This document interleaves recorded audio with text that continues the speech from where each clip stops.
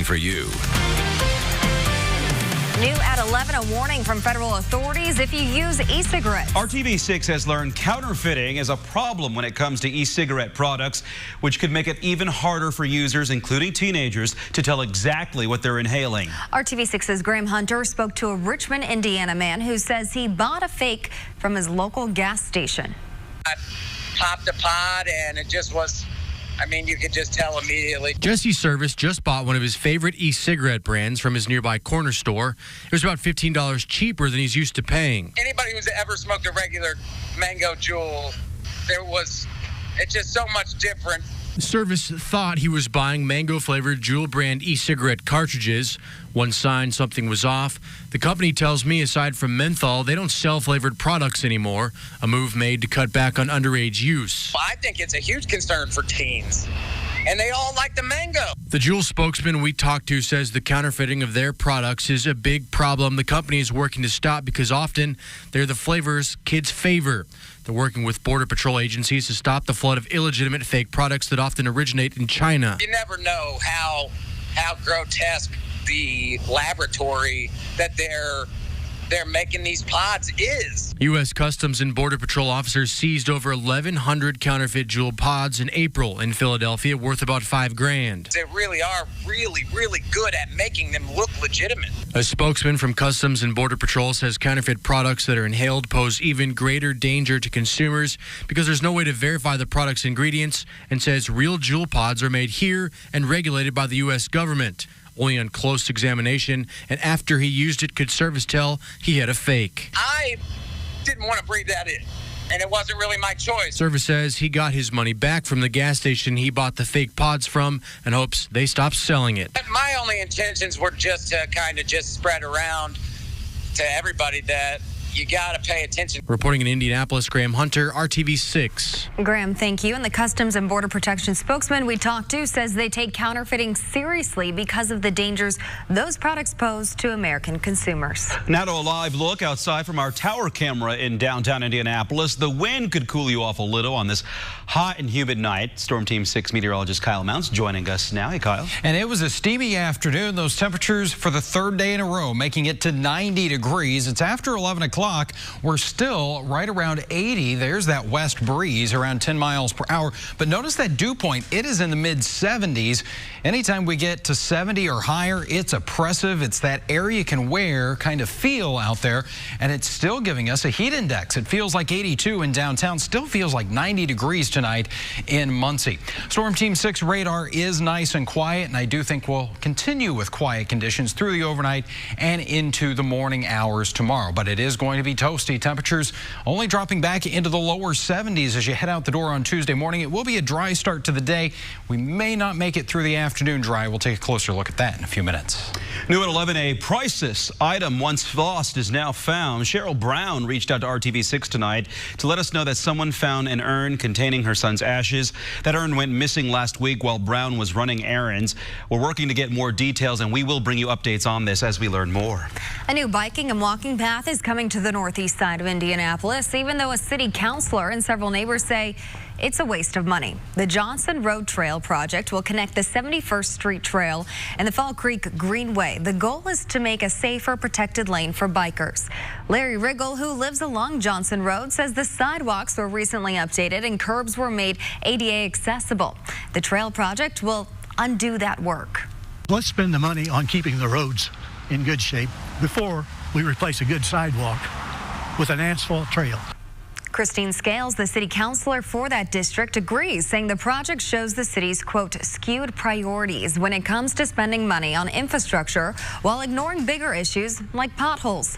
We took those frustrations to the Department of Public Works. Director Dan Parker says funding issues are not that simple. There's a separate line items in the DPW budget for multimodal paths and greenway projects. So it's not affecting our road budget at all. In fact, 80% of the dollars for this project are coming from the federal government. Federal funding was granted for the project in 2014. Parker reminds residents that you can report potholes to the Mayor's Action Center. That number is 317-327-4622. RTV6 is getting answers for boat owners after they reached out for help about confusion at Eagle Creek. Boaters say the city is suddenly interpreting rules differently after 40 years.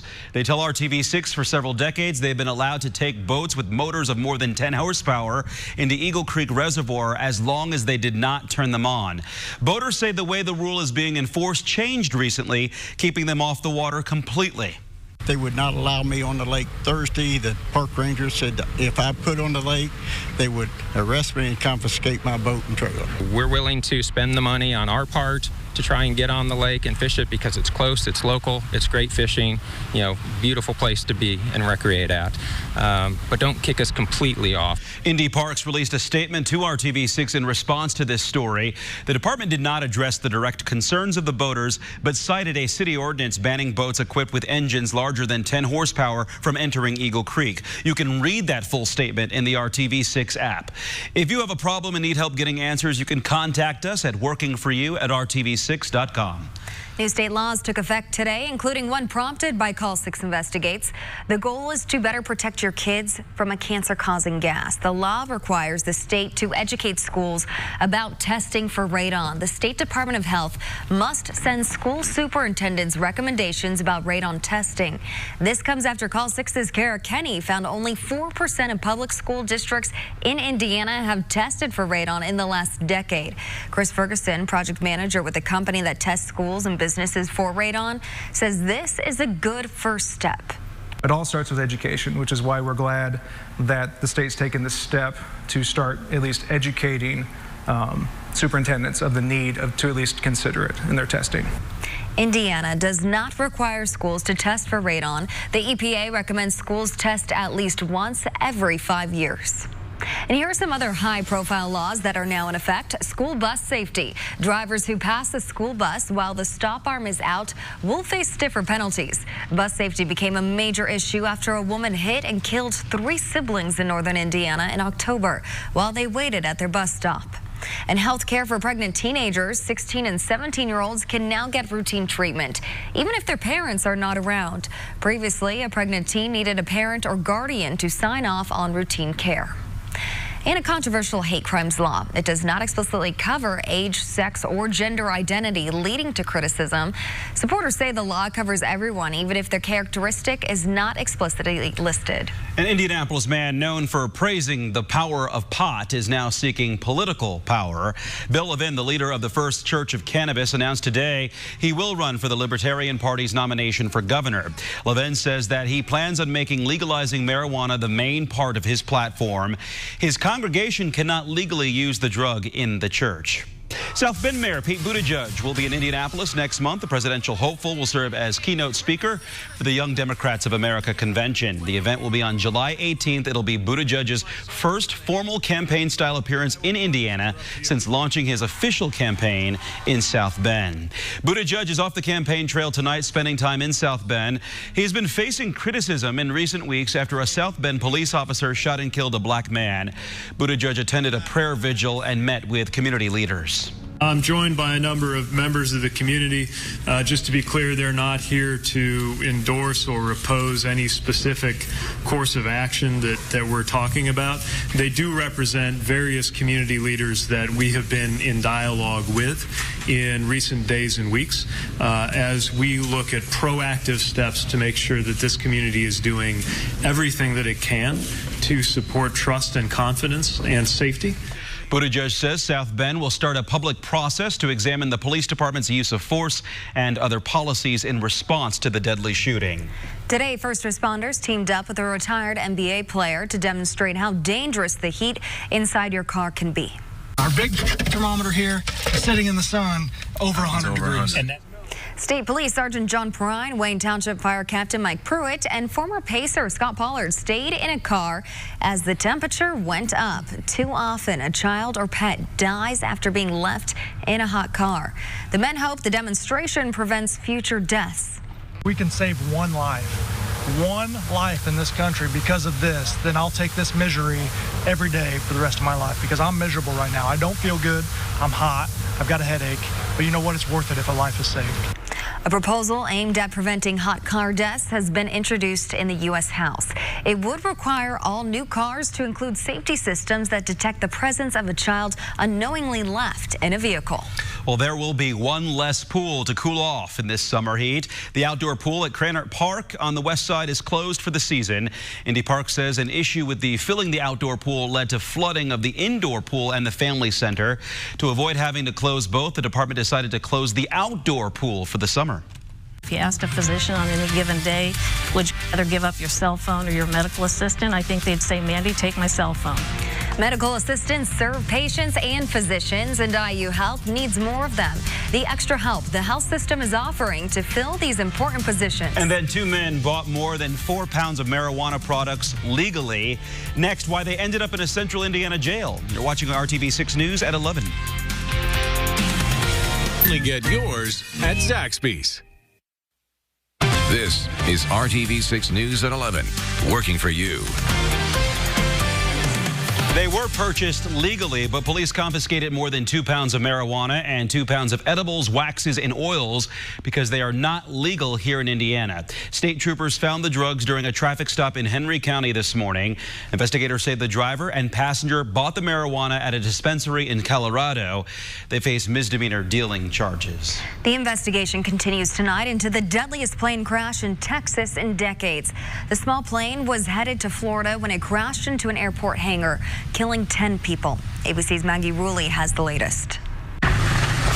Today, investigators are poring over new video of that horrifying plane crash outside of Dallas. We had a accident on the field. A twin-engine plane crashing into an empty hangar shortly after takeoff, bursting into flames, killing all 10 people on board, including 8 passengers and 2 crew members. We've noted that the airplane was damaged by impact forces and a post-impact fire. In another video, you can see thick black smoke filling the air. The Beechcraft BE-350 engulfed in flames. You could tell there was some burning chemicals or, gas or oil. Officials are still searching for answers. We cannot confirm that there was an engine failure at this point. There are any number of possibilities that could occur, and as I said, we're not in a position to speculate on those kinds of things. This is the second twin-engine Beechcraft to crash this month. Less than 2 weeks ago, a different Beechcraft model crashed after takeoff in Hawaii. That plane also bursting into flames. All 11 people on board were killed. Investigators say they're looking into the pilot's background and at the multiple videos of the incident, but say it could take up to 2 weeks before they're able to release a preliminary report on exactly what happened. Maggie Rulli, ABC News, New York. Indiana's Gateway to Work program is billed as a way to connect members of the Healthy Indiana plan to jobs and training, but opponents say it will prevent people from getting health care. Those against the program held a rally on Monument Circle this afternoon because new eligibility requirements begin today. Requirements include applying for jobs, going to school, or volunteering. Critics say the program will not improve employment and will likely lead to more uninsured people. For demonstrators like Whitney Meeks with the Indiana Recovery Alliance, this fight is personal. I waited 6 months to be accepted into the HIP program to find out that I had stage 4 cancer. If I was to be kicked off of this program, this would cost my life. This is no longer anonymous. We stand before you, challenging everybody to see us, all Hoosiers, and say that we matter. This program matters, and my life matters. Demonstrators delivered thousands of petition postcards to Governor Eric Holcomb's office condemning the changes. The Healthy Indiana Plan is a health insurance program for people ages 19 to 64 who meet specific income levels. A warning from the Indiana Attorney General's office: be careful while shopping for cars on Craigslist. The Attorney General is on alert about car dealers posing as private sellers on Craigslist. Dealers are prohibited from advertising as buy owner on the site, and dealers who post misleading ads by by posing as private sellers could be in violation of Indiana's Deceptive Consumer Sales Act, according to the AG's office. A new and improved BMV branch opens in Speedway tomorrow. It's in the Speedway Supercenter on Crawfordsville Road, west of Lyndhurst. The new location replaces the branch near I-465 and Rockville Road. It includes a BMV Connect Center. That's a self-service kiosk that's available 24 hours a day. It's one of the only 3 Connect centers in Indiana and the first in Marion County. IU Health is going the extra mile to fill important positions. Dozens of medical assistants are needed there. A medical assistant is the first person you talk to on the phone setting up your appointment, and the first person with you in the exam room. They work for the patient and the physician to keep the office running smoothly. Erica Tyndall has been a medical assistant with IU Health for 14 years. I really enjoyed people and helping people and feeling like I'm bringing something to their lives when they come to our office. So I'm the smile when you walk through the door and you are maybe a little nervous. I'm maybe the calm that you can find. We look for someone who has compassion, who has a desire to help people, and who wants to work on a care team. And this job does not require a college degree, only a program that can be completed in as little as 9 months. IU Health offers a career ladder to help medical assistants pass the certification test and advance to higher paying positions. The position pays between $14 to $20 an hour with benefits. For more info, go to hiringhoosiers.com. Now to an out-of-this-world fireworks display that has nothing to do with the 4th of July there. This is an image from the Hubble telescope. It's a cosmic fireworks show in a double-star system, 7,500 light years from Earth. The fireworks started in the 1840s when the system went through a titanic outburst. That's one long show. Yeah, wow. It is in the 1800s. All right. I'm usually like 30 minutes, okay. Yeah, well, we've got a lot of weather to plan around for our fireworks here. We've got the chance for rain, but we've had this heat. Might call it the dog days of summer already. Really is, yeah. Absolutely. And check out these dogs. Kevin Gregory visiting with some family friends, and they went for a swim, but really hang with me here. That's what you would do to kind of beat the heat, right? But the best part of this video is this right here, the after. The dogs got some headphones on there, and they use the leaf blower quite the to blow dry them out.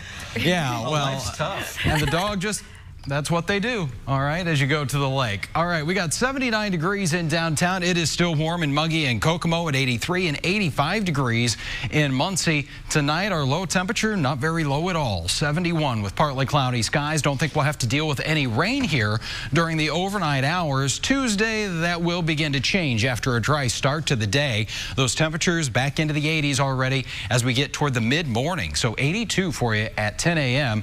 Lunch hour 86, and isolated shower storm is going to be possible there. And as we go into the afternoon, those temperatures climbing to around 90 degrees, and that will help to fuel additional thunderstorm activity for us. Now, the temperatures and that humidity that we talked about earlier, those are going to combine with highs around 90. We'll have heat index values tomorrow, middle to upper 90s. Some areas it may feel like about 100 degrees. Your actual temperature around 90 in Bedford, Bloomington, and Spencer at 90 degrees. TrueCast, 3:30 tomorrow afternoon. We start to see some of those thunderstorms developing with that heating of the day. Main threat here going to be some heavy rainfall, frequent lightning, and possibly some wind gusts out of a few of these. But notice once that sun sets, the atmosphere starts to calm down a little bit. On Wednesday, the forecast, well, it's not going to be a washout, but we do increase the rain chances here, and temperatures are still going to be on the warm side. 4th of July, temperatures will top out around 87. We do have the chance for some scattered showers and storms. I don't think, again, we're going to have a washout there, but we are going to have to plan around and hopefully work out that timing just right for those fireworks displays on Thursday evening. 7-day planning forecast now as we put it all together. We're going to be quite warm the next couple of afternoons. Highs right around 90 degrees. We get a little bit cooler, but that's only because the rain chances come up a little bit here Thursday and Friday. That actually will linger into Saturday. I would say our best chances for rain over the next 7 days come up on Friday and Saturday with highs in the middle 80s.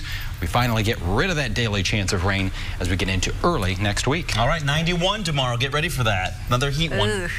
Good day to be inside. Okay, Like that's in how a you job keep right down. now. Right, we're going to be just fine with that. We got some action going on downtown. Sports is not uncommon, but perhaps if you're not dialed into volleyball, you're not completely sure what's going on. But it is a big deal. We'll tell you about USA Volleyball's big national tournament that's here. That's coming up.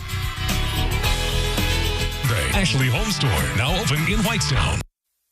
The NBA Summer League getting started in Salt Lake City tonight. Indy's Dylan Windler had quite the debut at the Cleveland Cavaliers, scoring 19 points, a couple of highlight-level plays for his game. 6 rebounds, 3 assists, knocked down 3 threes as well, with 8 of 14 shooting from the field. Well done.